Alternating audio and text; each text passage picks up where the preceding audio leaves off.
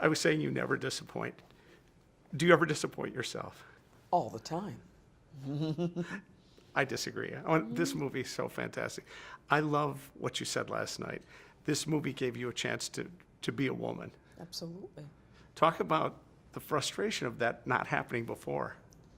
The frustration is high because I know I am indeed a woman, and I do believe that there are many things within me that I can play. Now, it's interesting if I say something like that. I mean, the biggest response could be, well, you got to show people you're multifaceted. You know, if you don't get those roles, that's because that's not what's in you. You know, and I make a distinction between the potential and talent and the opportunity. And I think that women like me, and even who look like me, which is African American, which is of a darker hue, which is of a certain age, wherever you see us, we're limited in how we're seen within narratives. We just are. Now, the why of that is a better question for people who control the purse strings. So it was very refreshing in this movie for this woman at the center of the story who's in love with this man who's played by Liam Neeson, who is a hunk.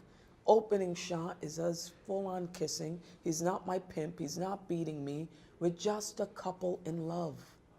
There is no gimmick about it. There is no seeing just stopping at my race and my hue. I'm playing all woman. Yeah, it's revolutionary in the simplest of ways.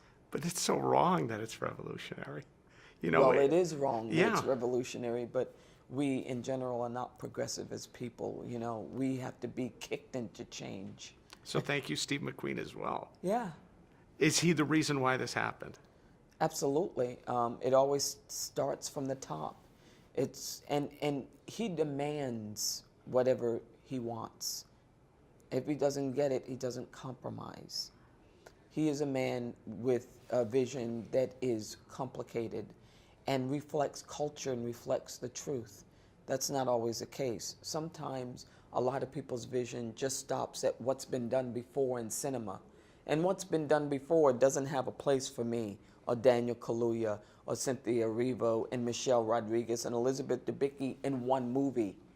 Right. Usually it's just a black movie with predominantly, black character, or just a white movie. And I think that Steve McQueen's world is way more expansive than that. Let's talk about him as an artist, too. When you're shooting the film, you don't see what we see. His use of sound, of close-ups, of not taking a shot of a couple in a car, but shooting Awesome from shot. outside. Yes. How rare is that? It's very rare, but once again, that's his genius. Anyone who ever does anything progressive, whether it's in art, whether it's been in movies, has a different sort of head. And that's what Steve has. He has a different sort of head. It's like the scene with the car where, his whole thing is, how can you make the most of this scene?